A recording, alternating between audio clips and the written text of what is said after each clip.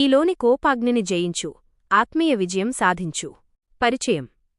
ప్రియమైన సోదరీ సోదరులారా, ఈరోజు మనందరినీ ఏదో ఒక సమయంలో ఇబ్బంది పెట్టే అంశం కోపం గురించి మాట్లాడుకుందాం. బైబిలు గ్రంథం సామెతలలో సెలవిచ్చినట్లు, కోపిష్ఠుడు కలహము రేపును, ముంగోపి అధికమైన దుష్క్రియలు చేయును. సామెతలు 29:22. మంటలు అదుపు తప్పితే ఇల్లు ఎలా కాలిపోతుందో, కోపం అదుపు తప్పితే మన జీవితాలు, బంధాలు కూడా అలాగే కాలిబూడిదవుతాయి. కోపమంటే ఏమిటి? దాని రూపాలు. కోపమనేది కేవలం ఒక అరపు కాదు, అది ఒక శక్తివంతమైన ఉద్రేకం. మనకు అన్యాయం జరిగినప్పుడు లేదా మన అవసరం తీరనప్పుడు కలిగే ప్రతిస్పందన ఇది. దీనిలో రకాలు ఉన్నాయి. క్రోధం. ఇది పగ తీర్చుకోవాలనే విషపూరితమైన ఆలోచన. ఆగ్రహం. ఇంగిత జ్ఞానాన్ని మరచిపోయేలా చేసే ఆవేశం. ఉగ్రత. తనపై తాను అదుపు కోల్పోయి ఉన్మాదిలా ప్రవర్తించే స్థితి. కోపం ఎందుకు వస్తుంది? 4 మూల కారణాలు. నేటి కాలంలో మనల్ని కోపానికి గురిచేస్తున్న ప్రధాన అంశాలను గమనిస్తే: 1.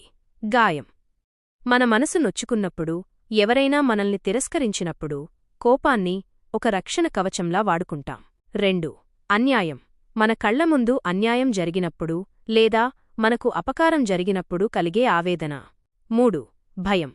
భవిష్యత్తు గురించి భద్రత లేనప్పుడు కలిగే ఆందోళన కోపంగా మారుతుంది. ఇది దేవుని ప్రణాళికపై నమ్మకం లేకపోవడాన్ని సూచిస్తుంది. 4. చిరాకు. మనమనుకున్నది అనుకున్నట్లు జరగనప్పుడు, ఇతరులు మన అంచనాలను అందుకోలేనప్పుడు కలిగే అసహనం. బైబిలు దృక్పథం: కోపం పాపమా? కోపం రావడం సహజం, కాని అది పాపంగా మారకూడదు. కోపపడుడిగాని పాపము చేయకుడి. సూర్యుడు అస్తమించు వరకు మీ కోపము నిలిచియుండకూడదు. ఎఫెసీయులకు 4:26 అని దేవుని వాక్యం చెబుతోంది. ప్రభువైన యేసుక్రీస్తుకూడా దేవాలయంలో కపటత్వాన్ని చూసి కోపపడ్డారు, కాని అది నీతియుక్తమైన కోపం. అది మనుషులను బాగుచేయడానికి ఉపయోగపడింది. కోపాన్ని ఎలా అదుపుచేయాలి?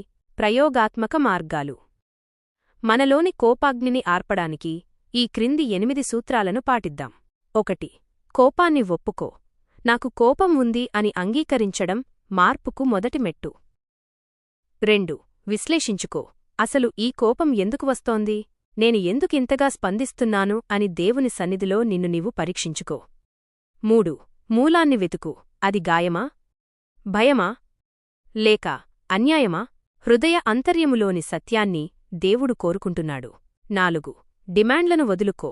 ఇతరులు నా మాట వినాలి, నన్ను గౌరవించాలి అనే డిమాండ్ల కంటే, దేవుడు నన్ను ప్రేమిస్తున్నాడు, ఆయన నాకు తోడుగా ఉన్నాడు అనే తృప్తిని కలిగి ఉండాలి. 5. నీ హక్కులను దేవునికి అప్పగించు. పగ తీర్చుకోవడం నా పని కాదు, అది దేవుని పని అని నమ్మి నిన్ను గాయపరిచిన వారిని క్షమించు. 6. ప్రవృత్తిని మార్చుకో.